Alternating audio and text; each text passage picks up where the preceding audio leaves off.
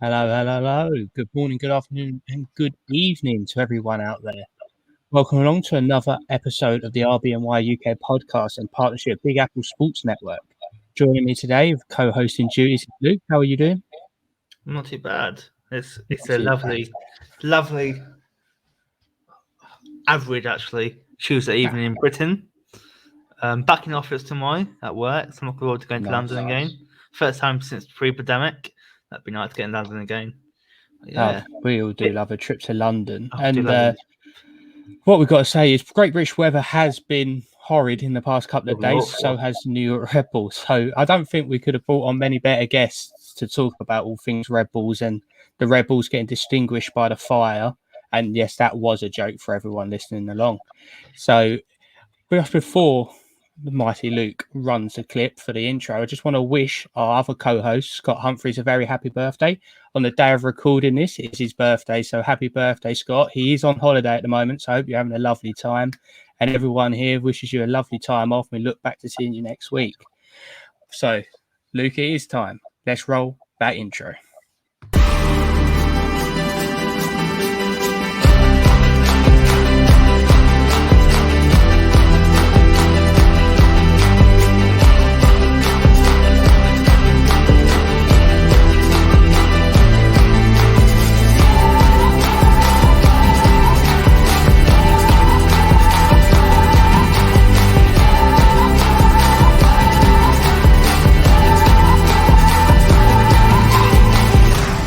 Welcome to the RBNY UK podcast. Hello, hello, hello. And I can't wait to introduce the one and only Garry Redman. How are you, Gary? Doing well. A couple of days ago, I was in a very dark mood. So was everybody else in New York Red Bull land after seeing a loss that was pretty much in fiasco area. But then again, this was something that was building up to this moment, and then now the question becomes what next, and we'll talk about that later in the show. But the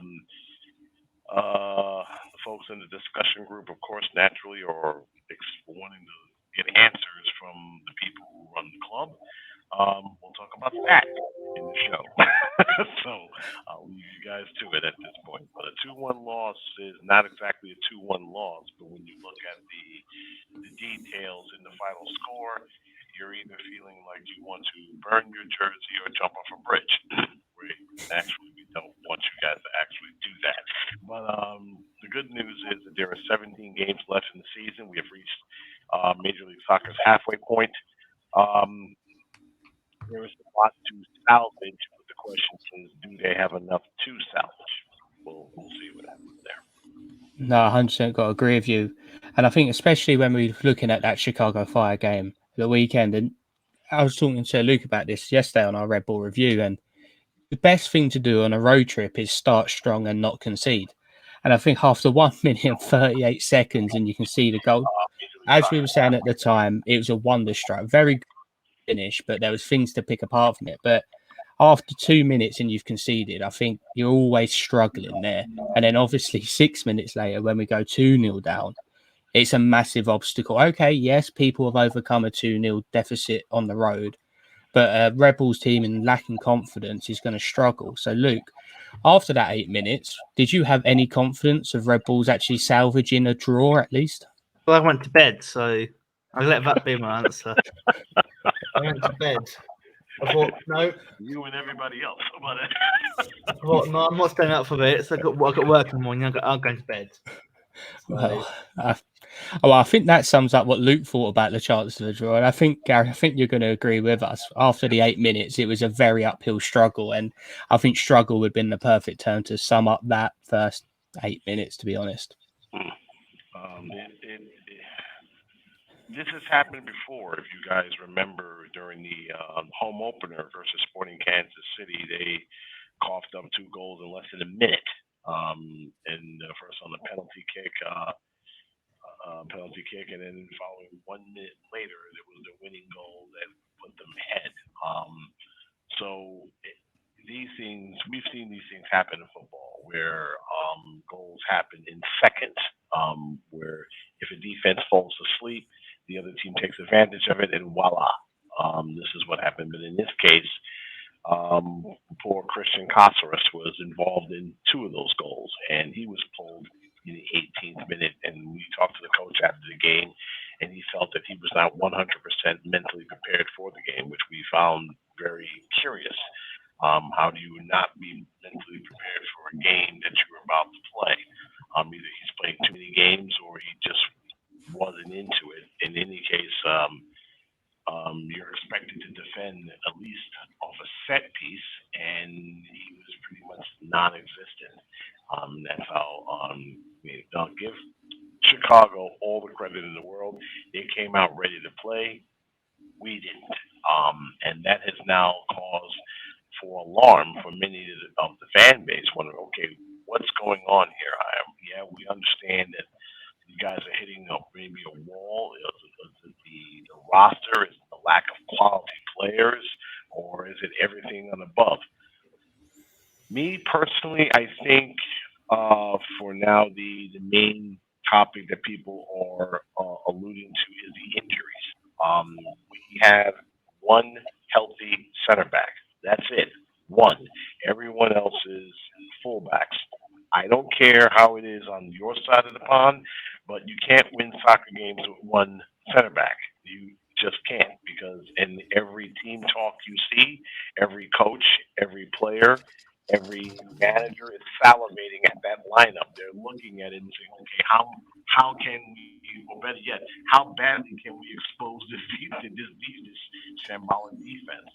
So if you want to talk about, okay, where do we go from here? Well, the most important thing here is to get healthy as soon as possible. Well, there's some good news on that front. We talked with the coach recently, and Sean Nealis, he's close. He's close to returning. So that's two healthy bodies that we get. They signed another kid, 19-year-old. I don't expect him to start right away, but at least there's some reinforcements in that front. Danny Royer, he's close to coming back, so that's going to help the midfield in the offensive role.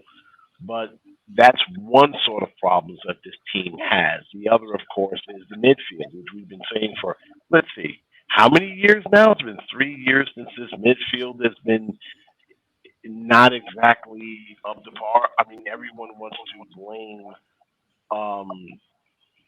Sean Davis, but Sean Davis is doing all he can as the team's captain and in his position.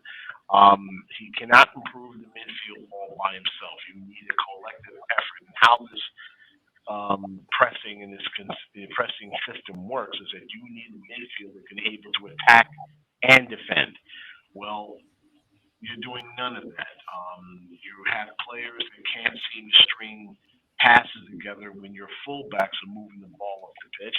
They're leaving it up to the midfield, and the midfield is thinking, okay, just shoot. But wait. You're not going to create some passes in the midfield. You're not going to set up your forwards. You have Fabio, your forward, coming back into the midfield to get the ball. The last time we've seen something like that happen, it was a gentleman by the name of Thierry Henry, who used to stand around in the midfield with his hands on the hips, wondering what the heck is going on. We're seeing this again. I've said this many, many times. Fix the midfield, you'll fix the scoring and defensive problems. There are some very good players on that side. I think it's a mental thing. Kaden Clark, ever since his injury, has not been on. He's not been engaged. He seems to be holding back. Wiki Carmona, as much as he's got a world of talent, he's not there yet. Christian Caceres, maybe his head got a little swelled after his, Copa America sign up. He got a couple of banger goals on a set piece. Maybe he got his head a little inflated there. He's not mentally engaged. All the other midfielders that you're coming off the bench, they're either not enough or not good enough. It's a mess. So there's your disconnect, gentlemen. You have a defense that's pretty much who's basically a walking mash unit. You have a midfield that's pretty much MIA. You have a forward squad that's wondering where's the ball coming from, and if they get it, their touches are off or their passes are off. the system is not connecting all three areas. And if you look at every football team around the world, they usually have this in sync. We do not. And this is something that the coaching staff really need to get their players together and go, hey, okay, we tried this for 17 games. We're futzing around. We need to get our story straight before we start taking on the elite teams. And that's coming soon. Shortly after the Montreal game, you have the New York Derby, and you got Columbus. You're going to be facing most of the top teams that you were able to play, with the exception of New England. That's done, thankfully. And may we also talk about the New England game? That New England game exposed the living daylights out of this team, both on the injury front and in the team construction front. They're just a better team. They are the team, at least roster-wise, that I want the Red Bulls to be. You have some solid players. They're not household names. They're not the type of guys that you want to go out and buy kits for. Like, okay, I want to get myself what you guys call over there hero shirts, I believe. Um, get the players' names on. Yep. Okay, I want to go out and get that kit because that's that player. No, you're not going to get someone for. Let's face it. No one is going to buy, or some people are going to buy a Tom Barlow shirt. No one's going to get for that in space. Okay, let's be honest. But Tom Barlow, as a player, he's not a scrub per se. He's a good guy. Just he's not consistent on the top of the net. I mean, maybe he's not great at that level. As we all know, scoring is not that easy. Ask BWP. I mean, he'll tell you scoring goals is not that simple. Being consistent is not that simple, and that's pretty much the trick. So that's where we are right now. The fan base, especially Luke, you've seen it on the discussion group. They're not very happy. They want answers. They want to know what's going on. Specifically, they want to know, what is this team? Is this team contending for a championship? Well, I'm here to tell you, gentlemen, no, that was never going to be the case with this squad. It wasn't going to happen, okay, with this squad. If they make the playoffs, great. If they don't, we know why. Okay, we know what? We got a bunch of young guys mixed with some holdovers from last season, and they're all trying to mesh. Now, if they can able to do that during the course of the season, great. If they're able not to do that, if they can't do that during the season, well, again, we know why. Then things need to improve. Things need to get cut. We lost. Um, we lost. Not lost. Velo got traded to FC Cincinnati. Good luck to him. I like him. He's a decent baller, but we have a plethora of midfielders, and someone was going to be expendable. So, tag, he's it. Personally, I would like to somehow during the regular season, if not during the regular season, but somehow during the off season, that area needs to be improved drastically. If you want to be a quote unquote championship contending club, this is the area that got you here, not the team, not the bunch of midfielders you have. Gentlemen, your thoughts. No, I don't think you could put it any better. I think we and Luke was talking about this quite a bit, and especially when you look at Sean Davis, who's being asked to hold this pin role in front of the back four with Caceres Jr., Carmona, and Clark in front of him. It's a very inexperienced three in front of him, and a three that leaves him so isolated at times that they've pushed up closer to Klimala and Fabio, and they're literally leaving the whole of the opposition midfield running at him by himself. And he's only a human at the end of the day. And if three people are running at him, he can only guard one of them, or he has to guard the ball. Right, you got three options. Pick one, and all three of them are not going to hook up to the main two that's in front of them. That's a problem, and you're not going to make Sean Davis, who I absolutely adore.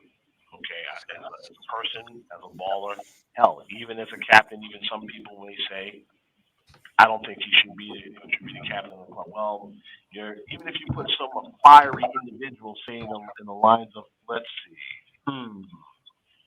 I can name a number of football in England that would probably be better than him, but he would have the same problem. If he can't pass the ball to his teammates, and if they can't string those passes together to the people who are responsible to bang those goals in, what are you doing? You're only doing what you can at this point. You're just by yourself, and you're right.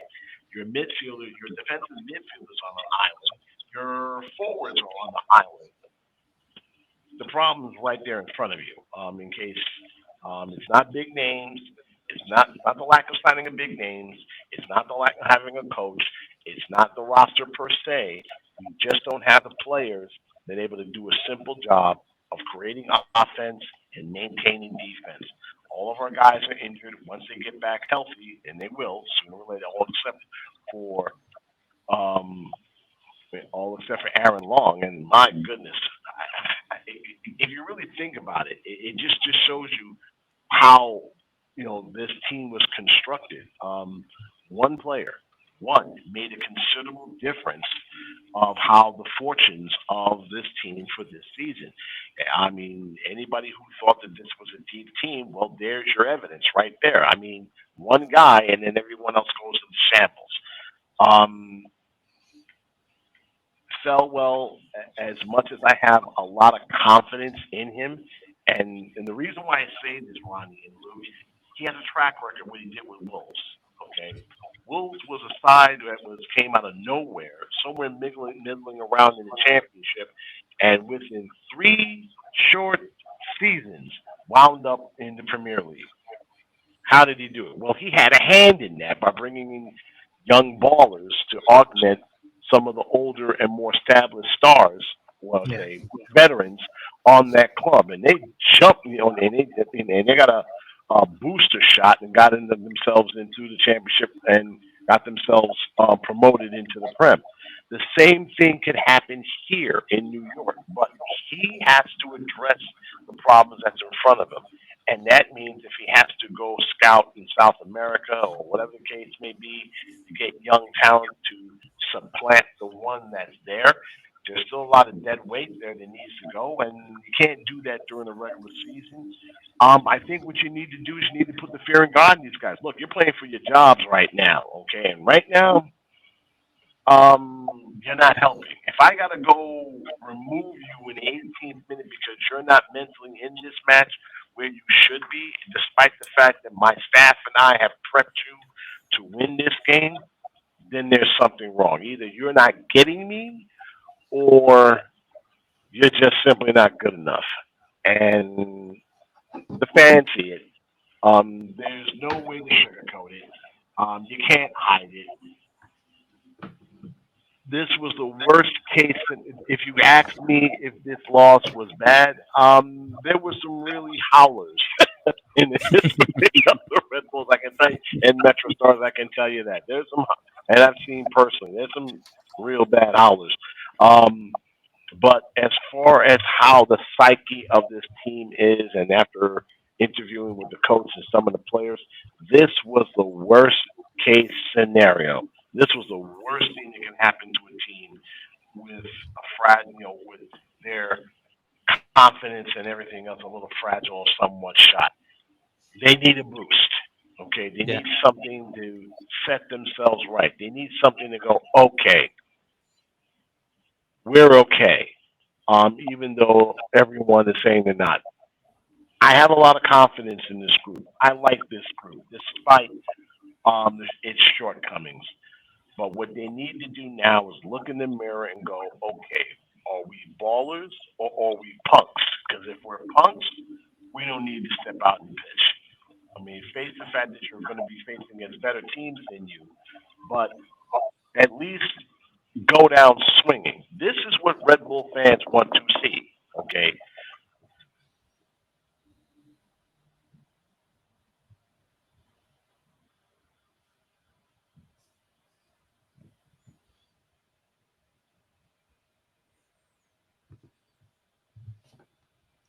Since you lost you, since you lost the audio. No, I can't hear you still. I'm not sure it was me. It's obviously not. No.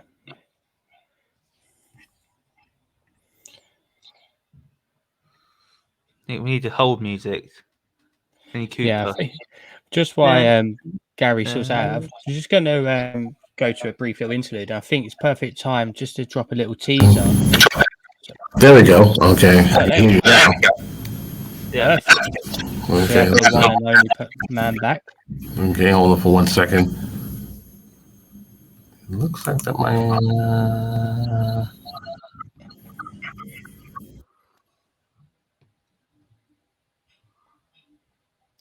Gone again. Gone again.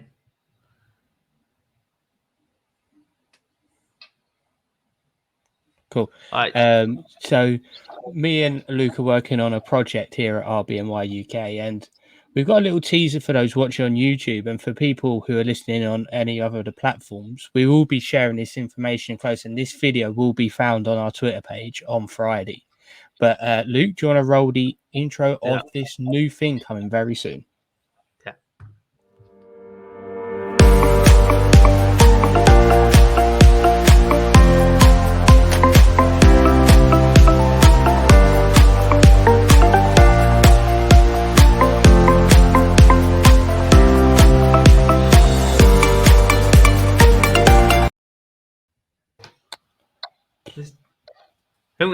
Did that freeze for you as well?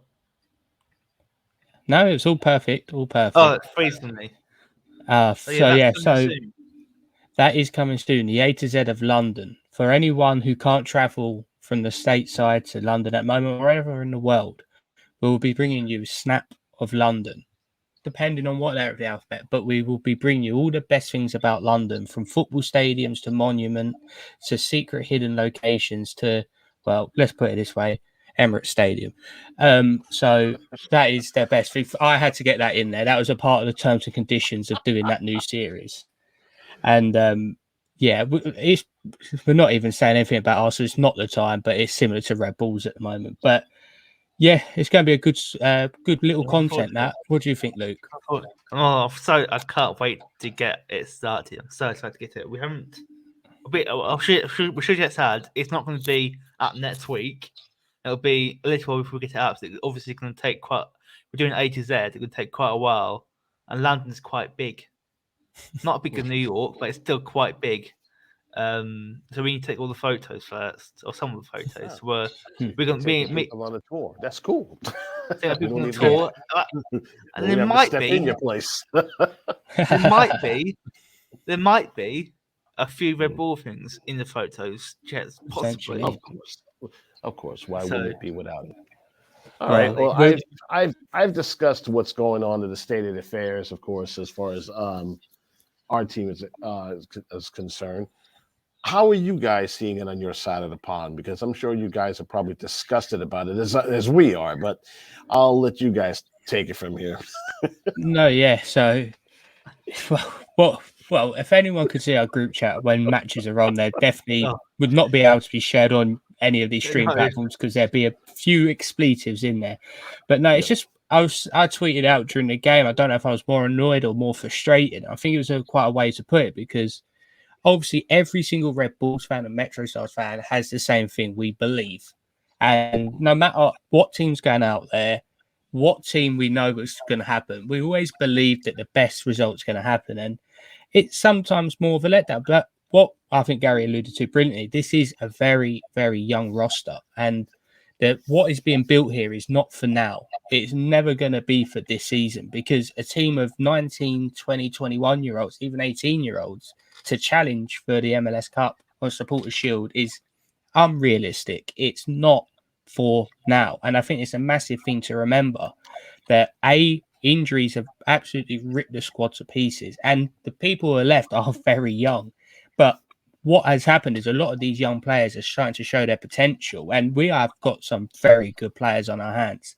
I've been a massive fan of Carmona. I thought, okay, he'll be playing a bit of like the second team off the bench and maybe the odd start, but he has proved to be a very good find. And I think that's got to say something to the fans out there, because if we are finding these talents from South America who have been looked at by the top teams in Europe at the age of 18 and come into the MLS, he's not looked out of place at all. And I think that is a massive testament to what they're doing in the scouting department. And obviously our new signing, Lucas Monzon, who's come in as well, is of that ilk. He's a 19-year-old centre-back that is for the future. He's going to be back up for a bit of time and hopefully come in. But this team is there for future. It's not for now. And I think that's something we've got to stress a lot to everyone because, yes, okay, we want glory. We want a supporter shield. We want our first MLS Cup right now. However, these things take time. And look at Wolves, for example, what Garry alluded to. They didn't win the championship in the first season, then go and win the Premier League straight away. These things take time. These young players are only 18, 19s. And people in Europe are noticing these players. That's how you know these are good players. But I think we were talking to Luke. I was talking to you, Luke, about it. And, okay, we've got rotation. 1 or 2 people are getting rotated at the moment. But these young players need time out of their lineup to come off the bench as an impact because you don't want to run them into the ground at such a young age. Yeah, exactly. And I think like one of our biggest areas, obviously, we've got such a lack of centre backs. We've been playing Tom Edwards, who was definitely our favourite player in the team at the moment for some strange reason.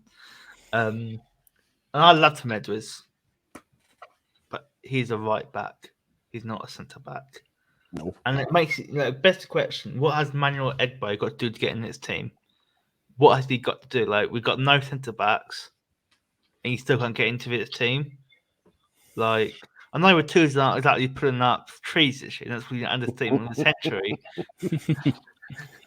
But and that's another conversation we'd like to have with you guys. No, I mean I agree with you with Egbo. What does he need to do to get in? Well, he's got to. Well, first of all, he's got to feature. He's got to start. He's got to come off the bench. He's got to show during training that he's up to snuff, and not just hold back and expect a start to be handed to them. That's not how it works, of course, in the first team. Do I believe that he can be serviceable? Well, I didn't quite see it very much with the Red Bull 2 team while he was there. Coach Wallenick appreciated his services and he's glad he was there, but nothing really stood out to say, okay, put this guy in the starting 10 and line 11. No, nothing there that I saw. He was just simply running the mill. But can he help? Yes. Okay. He's better than putting a fullback in a center back's position. That's for sure. Nothing against Tom Edwards. I love the lad. I really do. Works hard. He's doing everything he can in that position.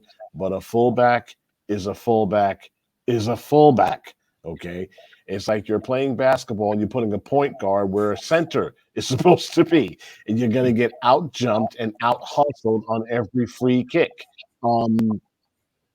Sorry. I mean, if put it this way, if you two have to hold your breath anytime they have to defend a set piece while he's over there, then you know something's not quite right.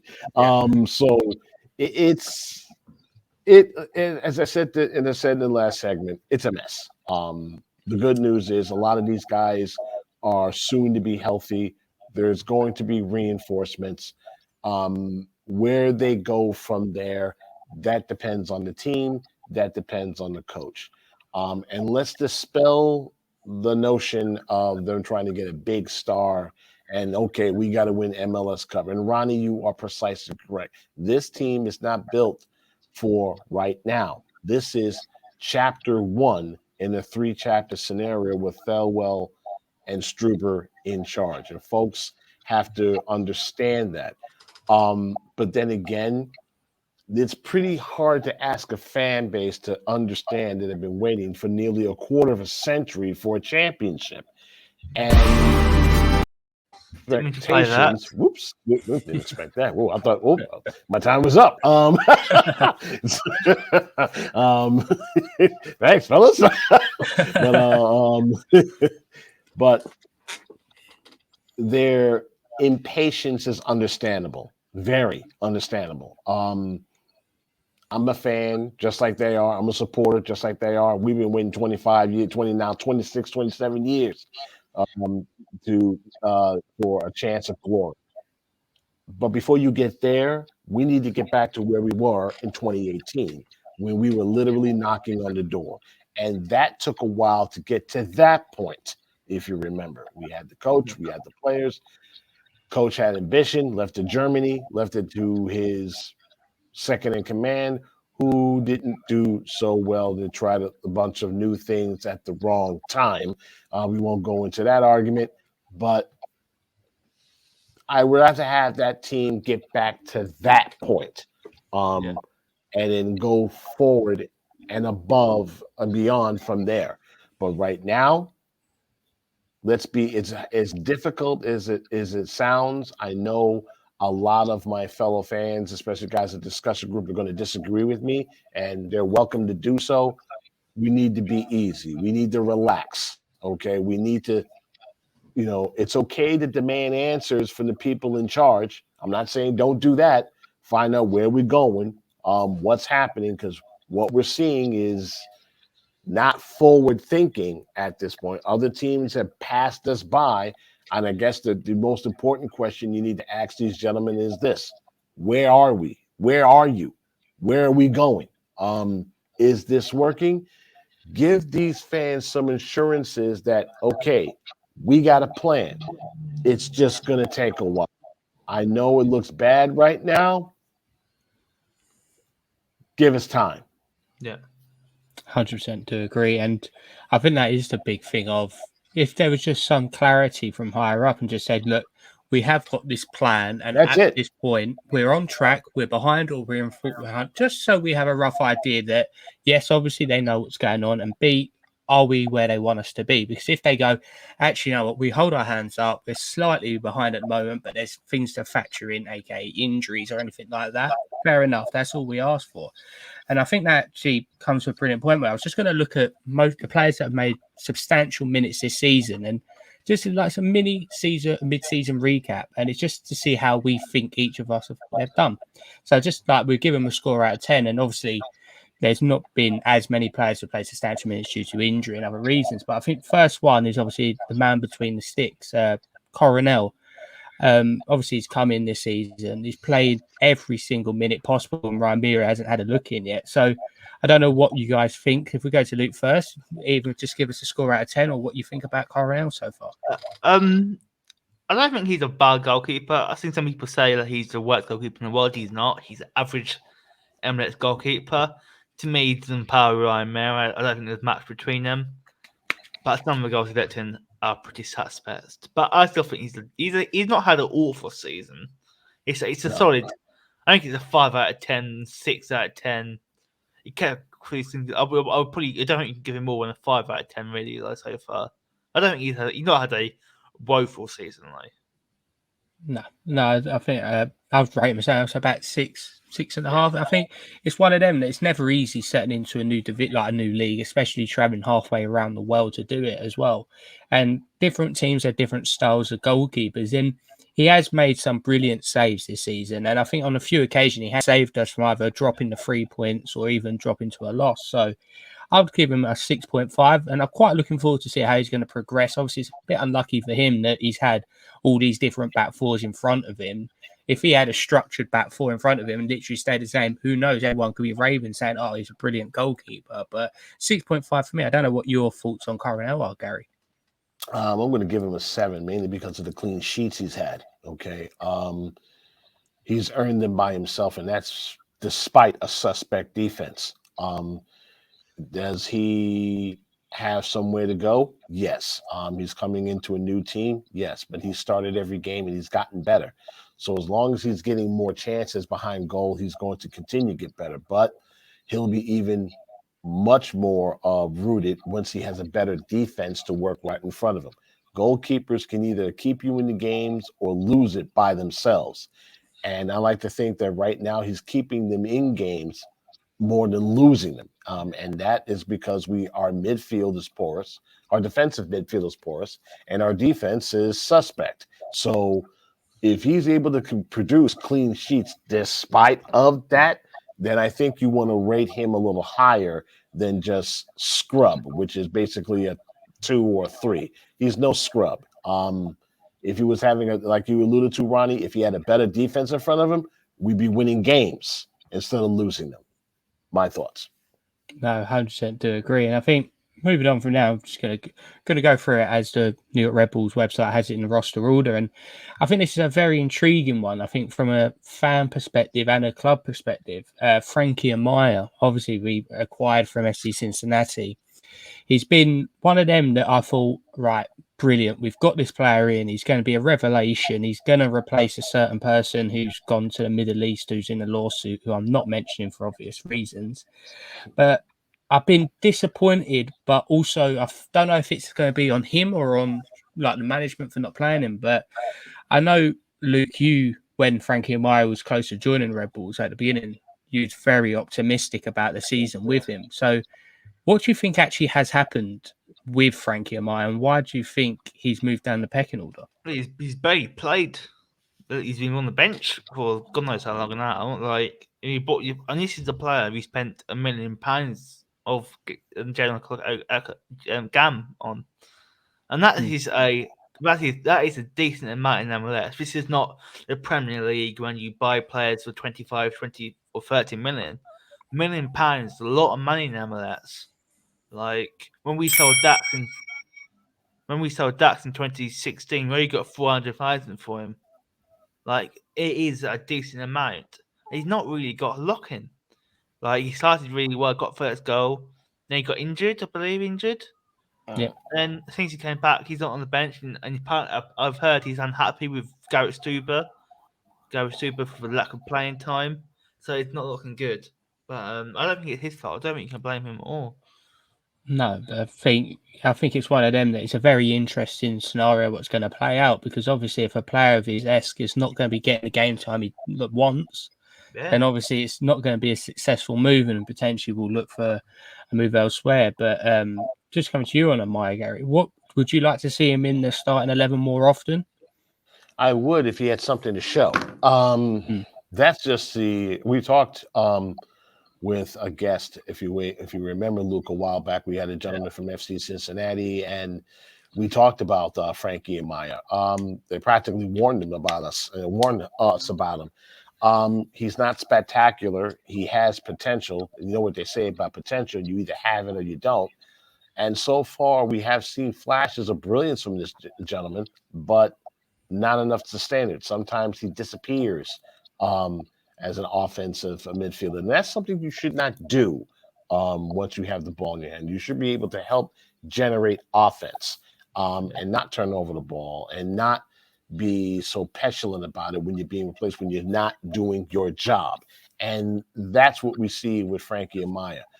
Do I believe that he can deliver the goods for this team down the stretch? Yeah. But then again, I don't know.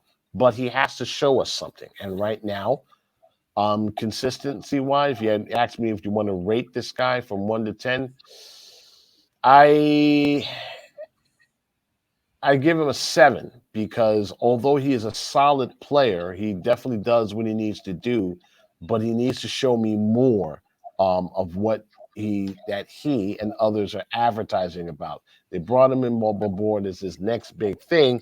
I don't think he's a next big thing, but I would like to see more consistency from him, especially at the tip of the diamond. No, he's not a Kaku, and he will never be a Kaku. Kaku was talented among means, but issues being aside, there's a reason why he's no longer here.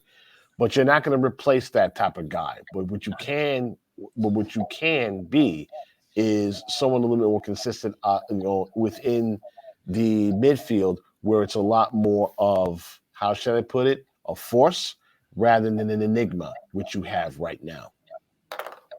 No, brilliant words. Yeah, and I think if I had to score Mr. Amaya, I'd probably give him a 6, just for the sole fact of more could have happened if he was in the 11. But what I've seen, I'm not going to complain. It's one of them, it needs more time. And I think I'm hoping that he does get on the field a bit more and takes the pressure off some of the other players in that team, which I think is much needed. I want him to own that spot, not just be a force, just own it. You're there, own it. You're supposed to be the featured midfielder, and so far he hasn't done that. Not to me. I mean, I haven't seen anything from him while he was there that makes me say, okay, keep that kid in the lineup. Right now, I haven't seen it. No, 100% agree. And I think moving on in the roster spots according to the Red Bull website is one and only Tom Barlow. And I think he's obviously a one that does split a lot of people in terms of, I'm a fan of his in terms of he will give everything on the pitch. Obviously, sometimes it might not just happen. And I think anyone who watched him when he was in the second side, he can score goals at that level. And it was, even though it was a consolation goal right at the end of the game against the Fire, even getting on the score sheet, I'm hoping could be that catalyst of him saying, you know what, I've got that goal. Now he doesn't have to say, oh, I haven't scored again. He's got a goal. And it's going to be interesting now how he plays out, especially the weekend against Montreal. If he does come off the bench with half hour to play like he normally does, is he going to get more chances? Is he going to get shots off? Because sometimes he's a person that will try and pass it off rather than shoot. And I do like Tom Barlow. It's a shame that it's not quite working at this level, but he's one of them. We'll give him to the end of the season, and hopefully he does get going. And I would love to see him bang them in left, right, and centre. But I think for his season so far, it's going to be I hate to say it's going to be a 6 because he tries 100%. And at the end of the day, if a player does that, you can't really say much else. I would rather him run his socks off than a player who's just going to stand in the corner and wait for the ball to come to him. So I'm going to give him 6. Obviously, more could have happened, but at the end of the day, he tries his best. And every time he puts on that jersey, he gives it his all. I don't know what you think about that, Luke. He doesn't get a 6 from me. I tell you that. Getting nowhere near a 6 from me. That smile was a dead giveaway. He had an assassin smile. Like, I'm going to cut this guy down. Go ahead, Luke. Tell the whole world how you feel. I've got nothing against Tom Barlow as a person. He seems a lovely person, but as an MLS striker, he just doesn't cut it. He's not good enough for MLS. And yes, he runs and runs and runs. So he's the best thing he can do. But he's not an MLS striker. It amazes me every day he makes a living as an MLS striker. Like Ronnie said, in the twos in the year as well, he scored lots of goals. But so did Brandon Allen. But he couldn't score in MLS, and we cut him adrift. It's not good enough. He's going to be gone in December, hopefully. That'd be terrible. He did get a goal. I'll be kind. I'll give him a 2 out of 10. You're probably not going to like my score. Let me preface this by saying I like Tom Barlow. He's a good guy, good baller, decent man. But in his position, even when you have the dearth of service, and this is where he excels, you get him the ball on his feet, he can do something with it. He has a miserable first touch, okay? Lead foot, to be honest with you. He doesn't have a touch soft enough for him to generate that offense or create his own shot. He's a finisher. He's a poacher. He's something in that category. The game with Chicago was a clear example. If your goalkeeper can't hold on to it, you spill it. And if he's in the neighborhood, well, it's in the back of the net. Okay, that's what he's basically good at. That being said, it goes back to his weaknesses. Bad first touch. He can't create his own shot. He runs like a freight train. He's big. He's solid. He's a get out of my way baller. If you run into him or you run into him, you're going to get hurt one way or another.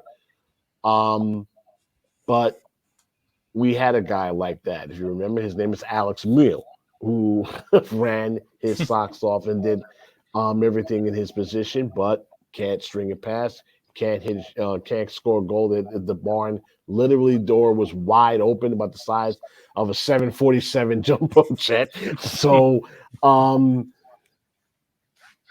he gets a 4 from me. And for person in his position, it's not about accuracy, it's about consistency. And to Luke's salient point, if he's with the twos, he'll be running around and scoring all day because he's getting that service. But like I said, he's a finisher. Okay, you get the ball in his feet, he gets a headwind in. As long as he controls that first touch, he's golden. But most time, often than none, that first touch betrays him, and he loses he gets dispossessed very early. And you can't have a guy who can't hold on the ball while he's streaking into the box. Just can't do that. I like the guy, but he's got to develop that touch where he sets himself up for that shot. I mean, how can you do that when you botch the ball and then the ball's either gone or not there before you can even try to score that goal? So, no, he gets a 4 from me. Yeah, no complaints there as well. But moving on to one of the younger members of our squad, William Carmona, and I'm a very big fan. I really do like him, and I feel like sometimes I'm blowing a trumpet on his behalf most of the time, especially on podcasts and content, because he's a player that come in and I thought, okay, let's see what he's got. But he has a very good player in there, and I think he's shown it. Obviously, at sometimes he has missed chances, but 18 years old, he's getting a load of game time. I'm going to score him a 7.5. I'm a massive fan. I might even start up his fan club at this rate. But I'm very excited to see the future, what he has to bring to the Red Bulls, because he has got a lot. And obviously, he's quite a very South American player. He's got this stocky built that he's quick as well. He's got a brilliant first touch. He's got a powerful shot in there as well. So I'm very looking forward to the future of Carmona, and I will be scoring him that high score. Moving on to you, Gary, for this one. What do you think about Wilkman himself? I like him. And I'm not afraid of saying that. I like him. Do I want to see more of him? Of course. We're getting that now because it seems that the coach likes him in that position. There's a couple of things in this game I want to see. I don't want him seem too dribble happy. I want him to start creating more. I want to see some more hookup or maybe hold up the ball a little more. He's got that size. He's got that frame. He certainly is a quick, as soon as a quick guy. As soon as he gets the ball, he's off and running. He's got all the tools.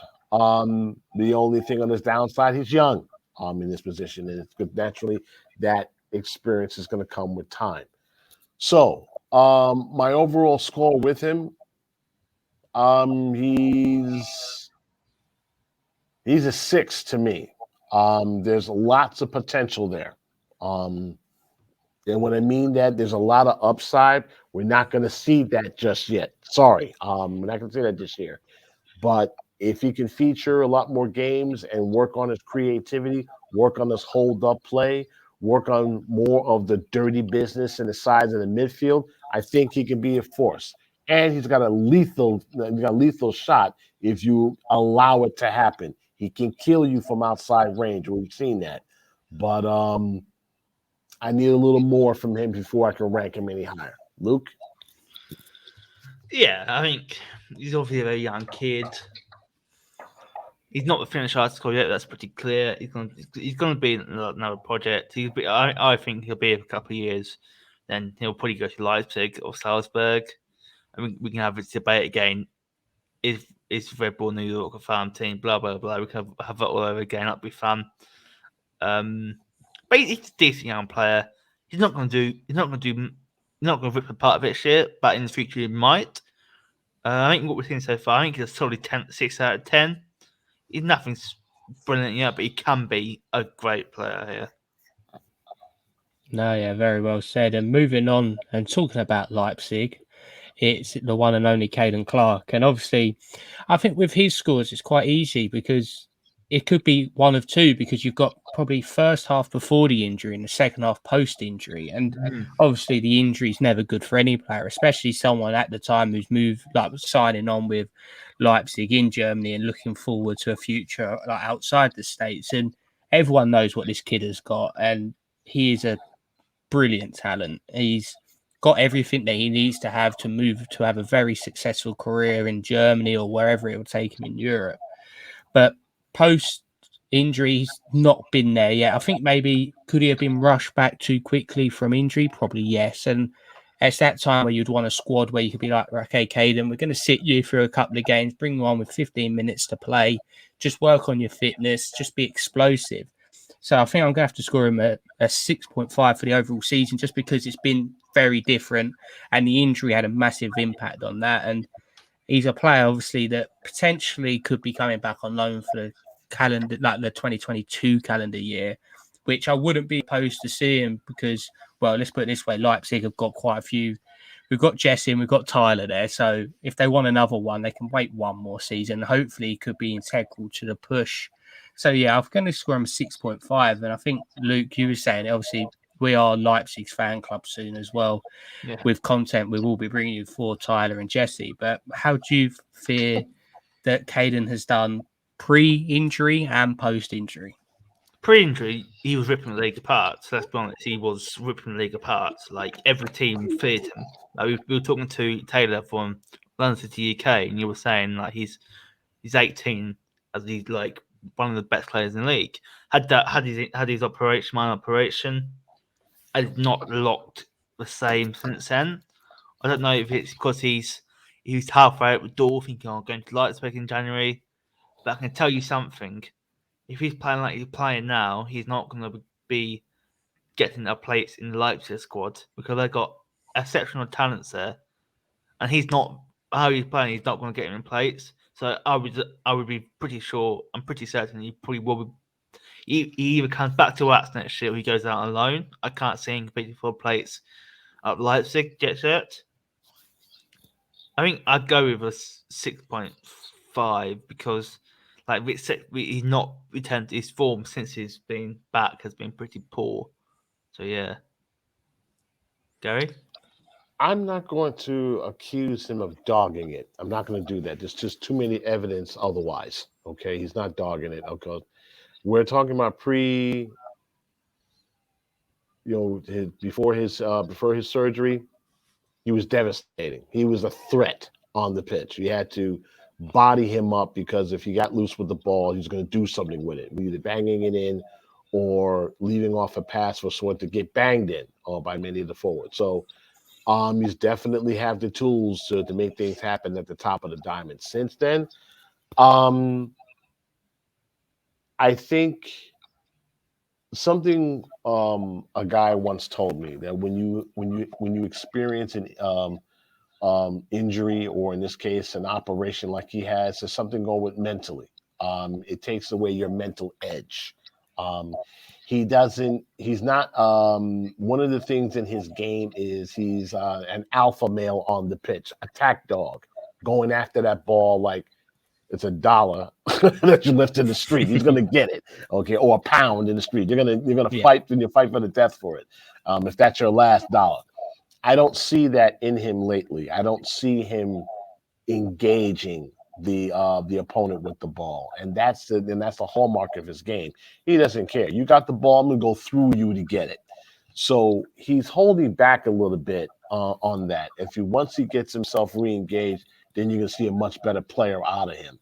So I'm gonna give him a 7. You wanna know why? A 7.5 actually, because when he is switched on, he is a threat on and off the ball. He is a catalyst to help generate offense.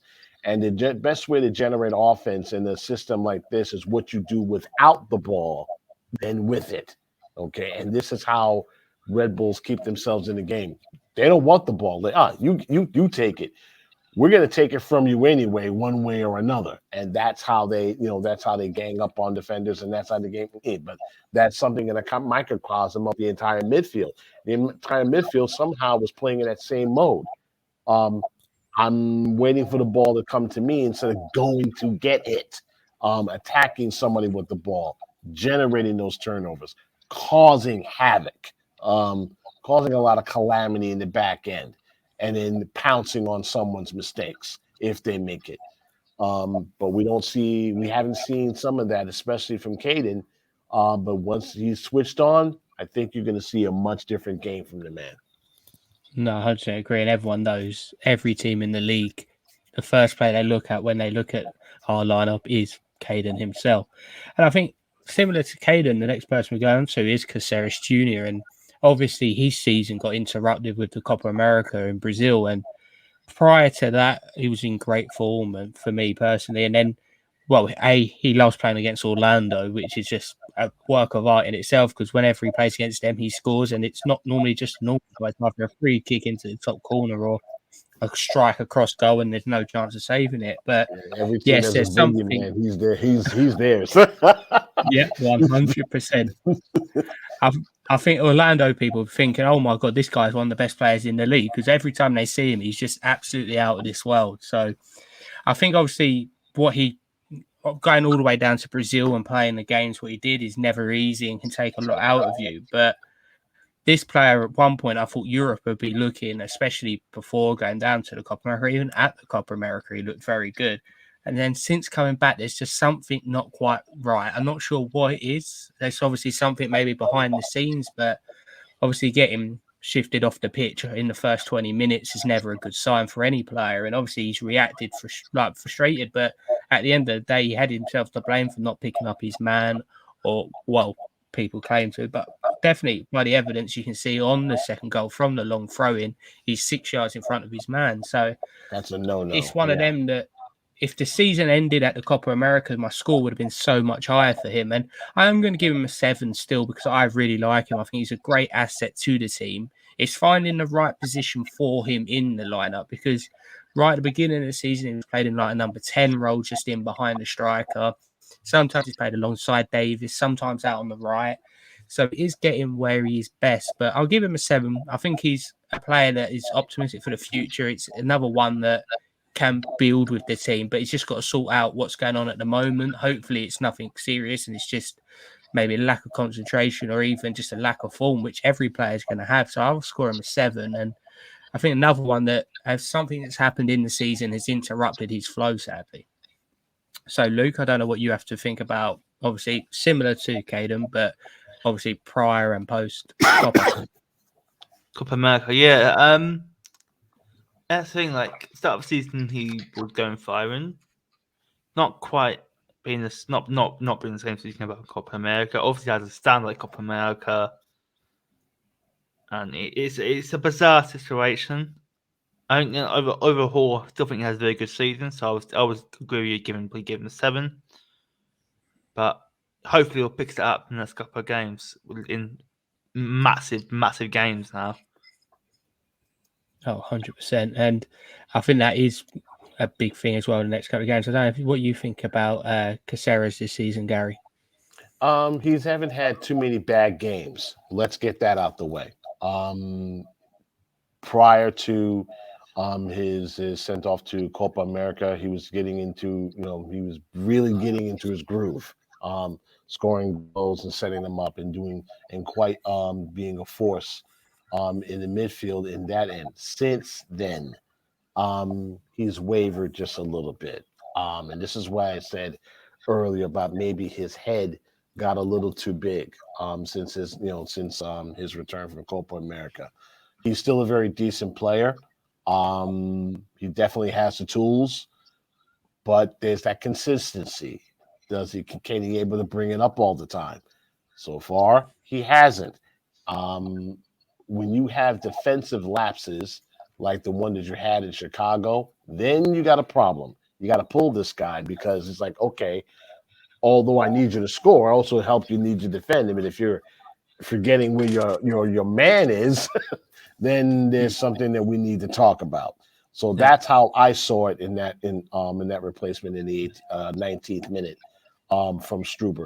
I'm hoping it's a one-game thing, that's something to wake him up and go, okay, I can't be floating around in it, in matches like that anymore, thinking I'm going to score bangers off set pieces. I need to get in there to do the work. And that's what I haven't seen so far in the last couple of games, which is concerning, but it's nothing to be alarmed at. I think he'll get himself back into it.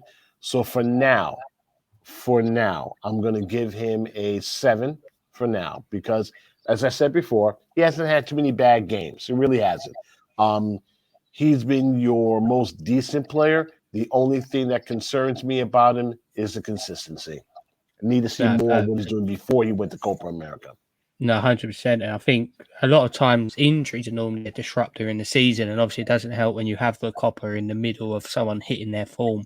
And the next one we can't really give a comment to, because it's Yearwood Diarra, who's only played 56 minutes, I think, this season. And it's one of them. It's a shame, because he would have been a person to help out Davis. So hopefully we get to see him on the pitch very soon. But moving on to the next one is Cole Duncan, and someone who's played a lot of minutes this season. And I really do like Cole Duncan. I think he's shown at times why potentially European teams are looking at him and why he would have been someone that the US men's national team as well will start to look at, because he's a very good performer. And it's a shame because he's not. It's like what we were saying about Coronel. It's the back four that is not in favour. And he's been there every game. And I've got to admit, obviously Tom Edwards was playing some of the games before he started moving all around the pitch everywhere he can play. So I'm really a big fan of Cole Duncan. I'm going to score him similar to Caceres, but just underneath. I'm going to score him a 6.5 at the moment. It's been a very good season, and I'm very happy to see what comes from him. I don't know what you think, Gary, about Mr. Duncan. I'm going to give here a 7. And I'll tell you why. I love Kyle Duncan. I love him. Consistency issues aside, he's the tip of your sword as far as bringing the ball up in the midfield. His defensive prowess is pretty good, although it's not there all the time. His speed to track down the attackers with the ball, especially some of those assignments, is there. There's a reason why clubs are looking at him right now. There's a reason why this team is looking to try to sign a deal to extend his contract right now. They need him. He's your best right back at this point. Okay, he's your guy. Okay, the bad side about him. Remember those defensive laps I talked about? Sometimes he blows assignments. Sometimes he's a hole on that side of the field. He's a young kid. Don't get me wrong. I love his moxie. I love how he gets into fight. He's not afraid to engage if you have the ball. If you're a forward, he's going to step up to you. He's going to body you. He's going to be if you remember during the Orlando game, he forced Nani to go to the other side to get away from him because he was such a bulldog. Now, if you can get a guy like Nani to switch on the other side of the field just to get away from you, you're doing something right. I want to see more of that. I want to see him be a pest. I want to see him be, a consistent threat to any forward who steps up. I want to see him be that annoying pit bull anytime you try to charge into an. If I see more of that, my score goes higher. Okay, so into like a 9.5 or 10. All of these guys are young. It's a consistency thing with me. I want to see that every game. I know he brings it. Okay, I don't think he's the type of person you can say, well, he stepped off a bit. He brings it, but I want to see it more, and I want to see it often. Luke, your turn.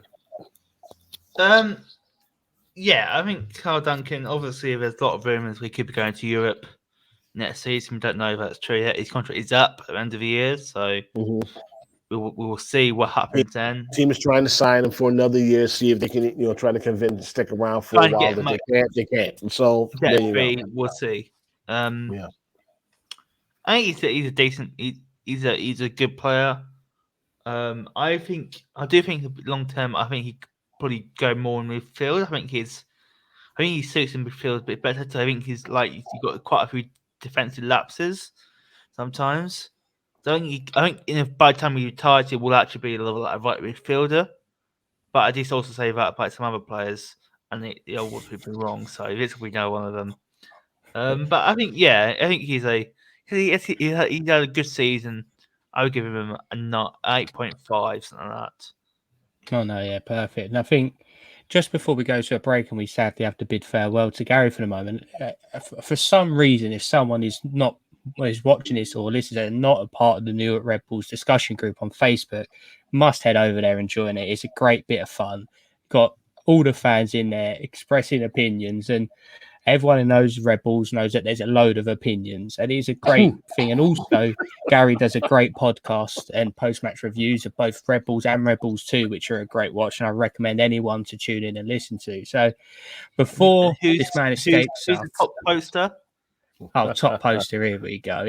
This is his claim to fame. He's going to have a medal next podcast with most post articles. But before we let him escape, we've got to ask the one question. And obviously the game coming up this weekend against Montreal Impact.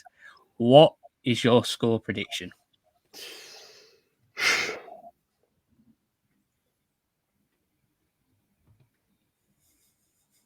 Based on what I've seen I'm still going to call these guys the Montreal Impact. I'm not calling these guys CMD Montreal. That's just the old school in me. They're playing well. They're above us in the standings for a reason. I'm going to call it a 2-2 draw. And the reason for it is because, especially in light of this game, especially like in this game, I think what the coach needed to do was sit down the team and read the riot act. Okay, tell them that the line in the sand has been drawn. Enough is enough. We're either a good club or we're not. We're either a decent club or we're not. We can't keep doing this. So I think every time we play a team that we feel that we can beat, that we can say, okay, this is the game that we feel that they're going to break out, disaster strikes. So I'm saying that with a little trepidation, thinking that, okay, I like to see this guys break out and probably get a walk out of there with a draw. Montreal is one of those places where we have a tough time getting a result out of. But Montreal's a decent side, but I can still see some goals. But we'll see how this club psyche. They had a full week to train before they head up to Canada.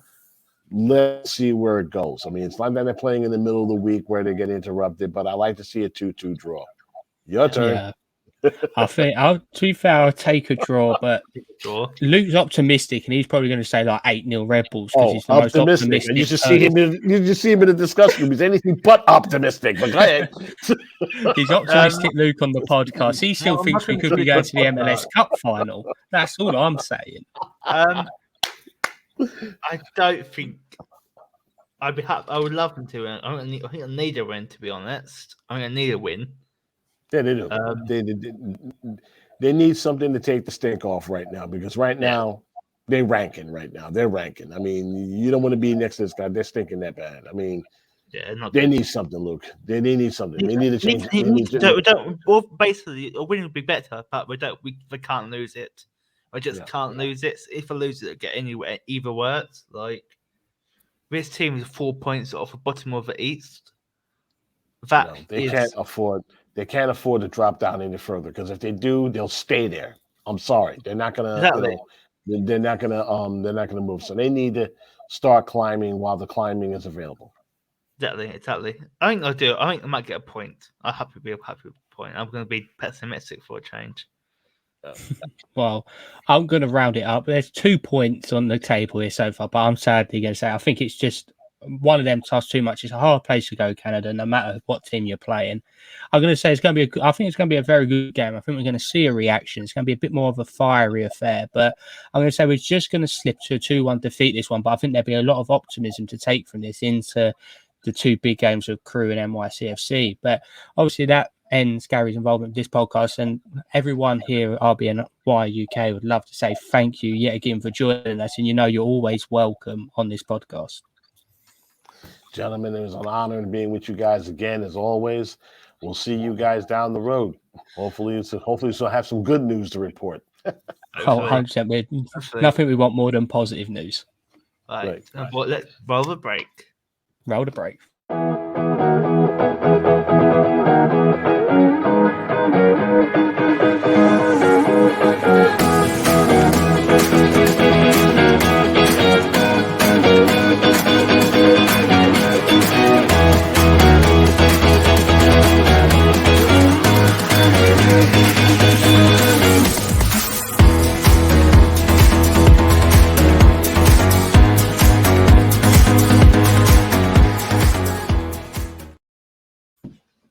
Hello. Welcome back to the second part of this podcast, where we will continue with the roster and their ratings before slowly touching on the Montreal game. I always do the thing of saying Impact. It's not Impact no more, but I always do say it. We're always going to call them Impact, aren't we?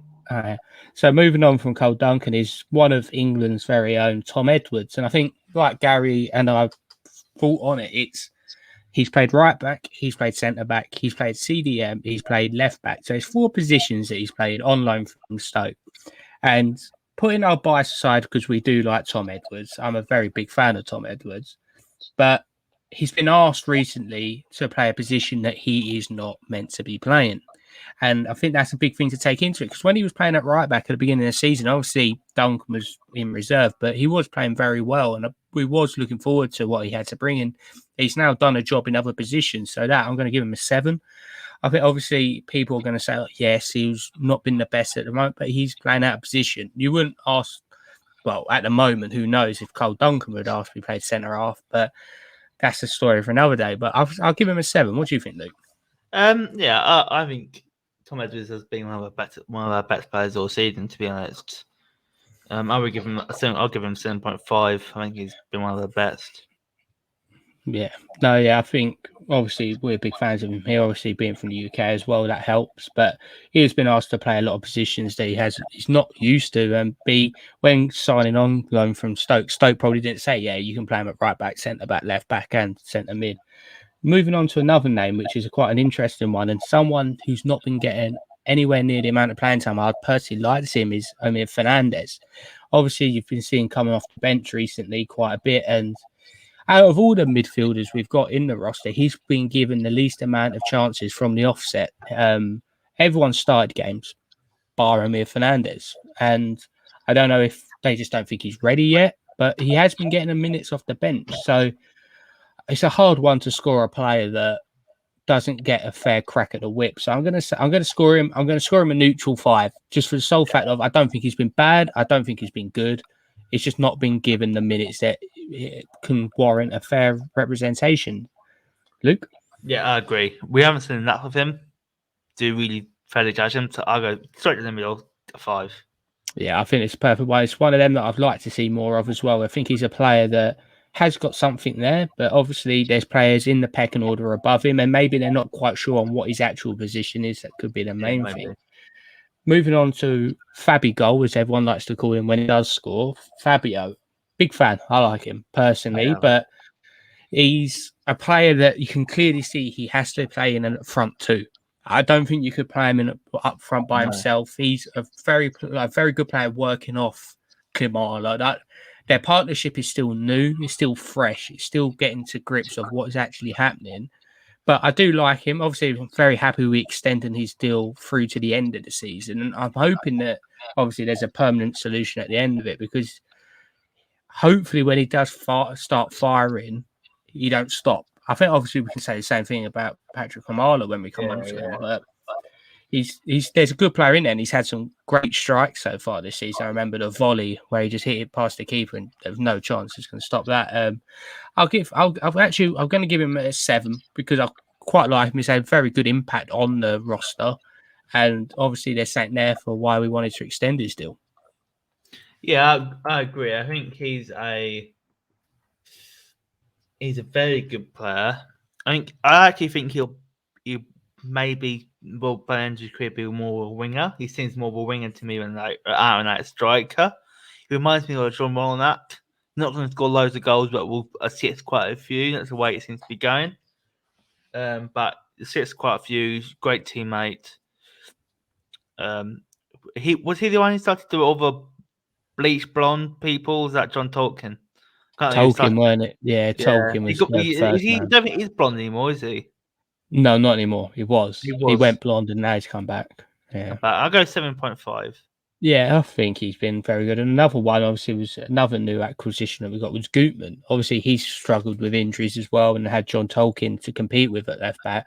But the early signs of when he did start the season was very, very optimistic. Yeah. He looked very good. I don't even say I've not really ever seen him have a bad game. I put it that way. He's a very solid player, and the first few games we was like, yes, we've done brilliant here. Shame it's only on loan at the moment, but right, we've got a good player on our hands. And obviously, John Tolkien's one that he's competing with at the moment, and Tolkien's having a very good season, who we'll come on to. But Gutman, I think, similar. I'm going to score him a 6.5. That he hasn't been able to cement himself in the 11 due to injuries, but when he has played, he has looked good. Yeah, I'll go along. I think 6.5 is quite fair. I think it was not got John Tolkien. A surprise coming of John Tolkien has completely talk about Gutman, everyone else thought would come in and probably be starting every week. John Tolkien has taken that away. But I think a 6 or 6.5 is a fair mark. Yeah. Moving on to the Polish Eagle, as I like to call him, Patrick Klimala. I think he's in a similar boat to Fabio. He arrived a bit later, but obviously with a big hefty fee and he come in at $5 million, which is a big price tag. And we have seen signs of him being a very good player. He had a positive impact on and off the pitch. Again, him and Fabio have been linking up very well. Obviously, it's not firing on all cylinders at the moment, but there's no reason to worry about that signing at all. I'm a big fan of Patrick Klimala, and I'm going to be scoring him the same as what I did for Caceres Jr. It's at 7.5. I think he's been very good for our team. I think he's going to be very, very good for the team in the future as well. And massive fan, looking forward to what he brings to the pitch. Yeah, I agree. I think we need to see from now is consistency. What we need to see from him now. 100%. He's not been consistent enough. That's what we need to see. But I think it's nothing to worry about quite yet. It's going to be a long process. I'll go with 7. Yep, fair. And obviously the next one we can't really talk about much is Aaron Lombard. I just want to say from everyone at RBNY UK, we wish him a speedy recovery from his injury, and we can't wait to see him back on the pitch, hopefully at the beginning of next season. But we have all our fingers crossed that you make a full recovery and you're doing well and you're healthy, because massive loss to the team. Moving on to another centre half, and someone obviously who's just coming back from injury, Sean Nealis, and I think he's been a surprise for this season for me, because I weren't expecting much from him, to be honest. And in all due respect to him, I think that's just because of the lack of what we see from him. But we've missed him a lot in centre half. Obviously, Amro Tarek's come in and Edwards has gone in, and nice to see him getting back towards the roster and seeing him near enough healthy. So it'd be good to see him back. What I would rate him, I'd probably rate him similar to Gutman. I'd say 6.5. That when he's played, he's had a positive impact on the team, but due to injury, he hasn't been able to cement him in long term. But I'd say 6.5 for Mr. Nealis. Yeah, I agree. I think I was quite worried when I heard that he was going to be our starting centre back alongside Aaron Long. I was quite worried. He's had a outstanding season so far before the injury, so I'll go with 7. Perfect. Yeah, and moving on to, it feels like everyone at the moment we're talking about is a centre half, but moving on to Andreas Reyes, and he's had a very mixed season. Obviously, I think he goes right down the middle. Just give him a 5. Yeah, I think he's one, obviously, young, 21 years old, come in to the MLS first season. Obviously, certain game that everyone remember where he scores early on and gets 2 yellows. I don't personally think one of them is a yellow, but that's a story for a previous podcast. But I do like him. He's one of them that needs to learn on the job still, and I think injuries yet again have not helped another young player. And I see. Yeah, I think it's fair. So I'm going to say a 5.5, just because there's been positivity there. Yeah. It's not exactly neutral, but there has been positivity there. I'll go with that one as well. Yeah, perfect. And then the next one is one of my favorite player on the roster, and it's Danny Roy. Another player who's been absolutely plagued by injuries. But even before his injuries, he wasn't looking the same man of what he was in previous seasons. Obviously, everyone at one point in their career gets to a point where, I know there's a famous song, but when your legs don't work like they used to before, and it could be a case for Danny Roy. I love the man. I think the only regret I've had so far is not having him on the back of a shirt. And I think the number 77 does have a ring to it. And I wish that now he's getting fit and healthy again, that he has that positive impact on the team again, because he can cover for Clark, Kimona. He can cover for Klimala and Fabio. So he's a man who can do multiple things. And obviously last year we played him quite a lot up front by himself, and it didn't really work as well as what it should have done because he is a left-sided player at the end of the day. So I hope that he's feeling good after he's coming back from injury. So I'm going to score him a 5 because it's yet again, like we keep saying, I know it's boring to hear, but injuries have played him, and I'm a big fan. And put my personal views aside, is hopefully he gets back on the pitch again and shows what he can do. Yeah, I think it's no secret. I don't want to break your heart here, Ronnie, but I don't even worry probably won't be in next year. Oh, no. Totally agree. Pretty common knowledge by now. His contract is up. They're not going to. They're not going to. He's in his 30s. I think he's in his 30s now. He's far too old for this system now. He's not going to be in next year, but he's been a fantastic servant to the club over the years. He's not the player he was 2 years ago, but no, who is? People get to that stage. Obviously, injuries has ruined his year really. So I think you go straight blank in the middle, a 5. Yeah, I can't disagree really. And then moving on to another centre half. Yep, another centre half, Amro Tarek. One that Struber was very reluctant to put in the starting 11 because he literally was. It was literally last man standing. Yeah. Well, apart from Egbo, but I'm not putting Egbo in this list. No. And I don't think he's necessarily been bad, Amro Tarek. He can be a bit foolish at times. He can see red quite a lot, and he can make a silly tackle, or he loves to have a little argy-bargy with a player, or even the ref having a little word or two. But he has done a job of late, and even though the team's conceding goals, he's steadied the ship a little bit alongside Edwards. So I'm going to score him a 6. Yeah. I do like Tarek. He's a good squad player, and he's a very good one to have coming off the bench, which was going to be his role this season. There's no denying that, and no one would deny that. He was never meant to be a starter. He was never meant to be the first choice centre half. So I think a 6 for him is a fair representation to what he's brought to the club this year. Yeah, I think obviously there's the rumors going around that he wants to leave the club. He's disappointed his move to, I think it was Cyprus. Yeah, Limassol. Didn't quite work out. So we got back in the air. Will he be here at the end of the season? So obviously the European market is still open. He can still leave. Whether it happens or not will remain to be seen. I think it's safe to say he's not Struber's favourite. It's pretty safe to say. But he's not done anything bad really since he came in. He's done all right. 6 points, a 6. No, yeah, I think that's fair, like I was saying. And then moving on to one of the more surprise packages of the season, that's John Tolkien. Another very young player, and obviously moving into that defence at left back where Gutman was to start with. I'm a big fan of John Tolkien, still only 19 years old, obviously from New Jersey himself, so he's a local boy. And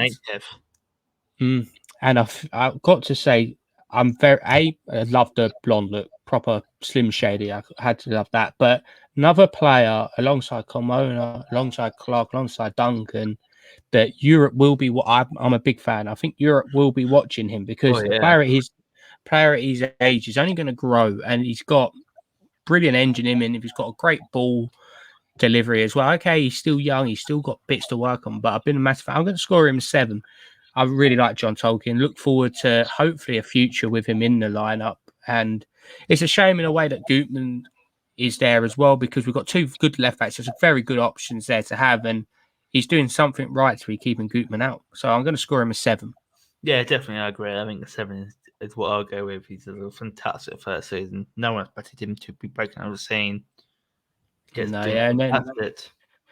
I think it's another one that US men's national team will be looking at, because he's clearly going to be good enough to get into their roster at some point. Obviously, not too soon, but who knows if his performances keep achieving what they have. And moving on to the last one off my list, and another UK player who's come over from Brentford was Drew Yearwood.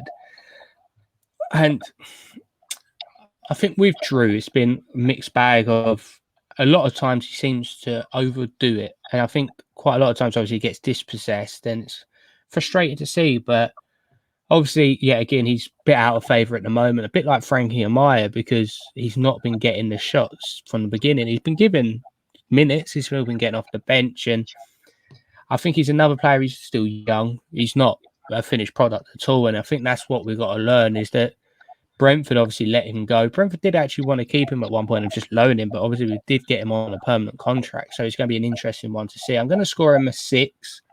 He's been a positive impact on the team when he has played, and obviously a negative as well. But quite looking forward to seeing what he can bring, and if whether he can step it up to the next gear and really cement himself alongside Sean Davis in that middle. Yeah, he's not quite gone to plan, I don't think, Young. He was actually brought in as DP last year, you got to remember. Not quite gone to plan. Hopefully he will improve, but for now I'll give him a 6. I've got one man. Jason Pendant. He's played about 11 minutes this season.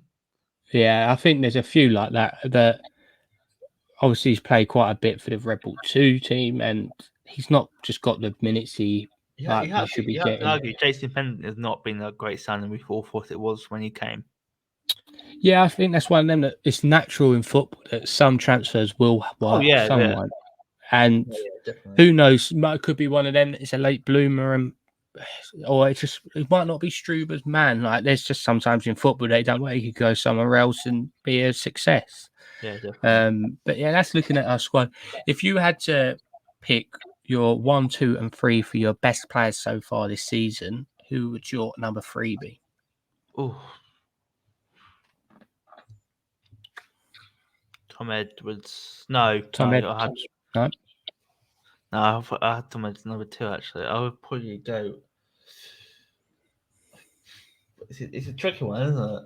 Yeah, it's quite a tricky one. I was just thinking about mine. I think for me, I'm taking over the whole seasons of had not just like the past 3 weeks. So for me at number 3, I'm actually going to put Sean Davis. For the sole fact of he's been given an unfair criticism because he's been doing a one-man job for near enough the whole season. He's captain as well. So I'm going to have Sean Davis in at number 3. For me at number 2, it's going to be Caceres. Massive fan of him. Really like what he's in. Copa America hadn't been his friend. And then at number 1 for me, it might surprise a few people, but obviously we're just touching on it prior to that. I'm actually going to put John Tolkien as my number 1. And I think it's more because, we didn't expect him to be playing as well as he has been doing. And also he's still very young, native as well, which is always a bonus. So he's going to be my number 1. And at the moment, he's going to be my player of the season. Obviously, it's still a long way to go, 17 games. But at this moment in time, John Tolkien's taking my number 1 spot. So I'll work mine out then. So 3, I'm going to go with Tom Edwards. I think the centre-back, has played everywhere but centre-back, really. No, he's right back. So right back, I played everyone back, right back pretty much. I think he's played like 150 minutes at right back. He played everyone else back. So I'll go from there. Number 2, I'll go with. I will go with Castillo Jr. like you did. I think he did quite well. And number 1 is Clayton Clark. Yes, he's not quite recut to the form, but I think Kaden Clark, what he did in the early stage of the season, you can't look past that really. No, yeah, 100%. I think Kaden is one of them that everyone's got high hopes for him, and there's another one that we can say we're proud that he's actually worn the Red Bull jersey at the early stage of his career, and obviously wish him all the best at the end of the season, whether he comes back or goes. So I think no one can complain about them top 3s, and obviously if you have anything you'd like to add to them, please feel free to get in contact with us like on our usual chains. I think we'll be doing a more of a fan vote coming up soon because we'll be having a mid-season review podcast coming up, which will be more in-depth look at what we want few different games, what have happened so far, and which will be built into the next podcast, which would be a big one because we are going to be looking up for the Columbus Crew and the NYCFC games. But before we play them, we are obviously making the trip north and we're going cross borders to Montreal. And obviously it's another game that obviously every game is now a must win, but it starts this 3-game series where we've got Montreal, we've got Columbus, and we've got NYCFC. 3 teams are above us in the East. And everyone knows when you play a conference rival, and especially one that is close by in Montreal and Columbus, these are must-win games. And I'm looking at obviously the team that started the last game, and it's not been much different to what has started any other game. And I would like to maybe see a few changes in there. I don't know if they will come, but obviously we're going to agree that Coronel is going to start in goal. It's going to be a question. Obviously, you'd expect Carl Duncan to start right back, and then it depends on the health of Sean Nealis. If Sean Nealis is fit enough to start, which might be a bit short for him, but hopefully he might see him. I was wondering if we could see, obviously, Amro Tarek and Sean Nealis, rather than Sean Nealis and Tom Edwards have two actual centre halves there. But what I would love to see is obviously John Tolkien still at left back, but I quite would like to see once again Sean Davis obviously in that midfield, but maybe Tom Edwards alongside him in there. Yeah. Have a defensive-minded player in that midfield to allow him to have a bit, not as much pressure on him, because at the moment he's been put under well too much pressure. And then obviously if we're going with that, I'd say I have to still put them two youngsters in front of him, Kaden and Wilkerman. I think they still start for me at this weekend. And then obviously Fabio and Kamara up top. Is there anything you'd like to see different with the 11 for the upcoming Montreal game? I mean, it won't be changed. I mean, let's just go with that. I can't see it being changed. I wouldn't mind seeing Tom Edwards at centre CDM again. I get if Sean Nealis can play, like even if you can only do 60 minutes, play him start with and get Tom Edwards to do it for 30.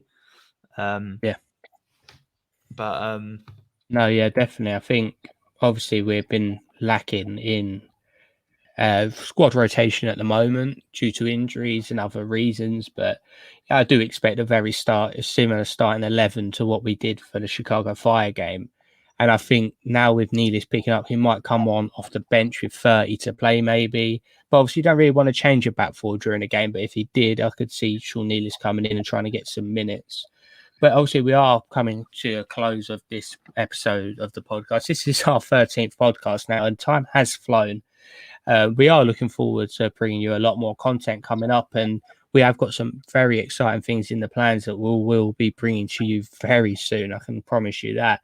But until then, I think what we wanted to say is that A to Z will be coming. It's going to be very good. It's going to give you a taste of London without actually coming to London. But I think from RBNY UK, I'd like to say that if any of people listening to this podcast or any Red Bull fans do come to London, please do let us know, because we'd love to buy you a drink. I'd love to sit down with any Red Bulls fan in London, even show you around if you want to, or even advice of where to stay, drink, or what to see in the capital. We'd love just to see you across here as much as we'd like to be across there and seeing you. So that will be coming soon once me and Luke turn into a typical tourist and be walking around with cameras around our necks and a bottle of water, because we'll be doing a lot of coverage from north to south to east to west. But that's going to be a load of fun. I'm really looking forward to it.